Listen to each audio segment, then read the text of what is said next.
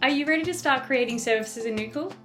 Keep watching and I'll show you the key fields that you'll need to complete so that you can start making bookings and invoicing for these services. When you click into services, you'll see that we have created 2 services for you, an initial and subsequent consultation.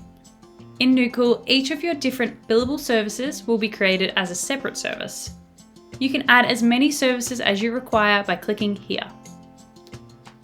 Let's take a closer look at what you need to complete for each service by clicking into our initial.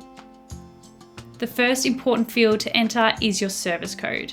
This can be specific to public health, NDIS, HICAPS, or any other funder.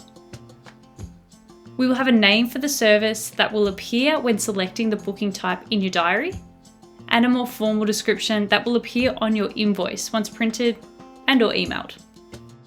We can choose a colour for this service so that you can quickly identify an appointment type at a glance when looking at your diary.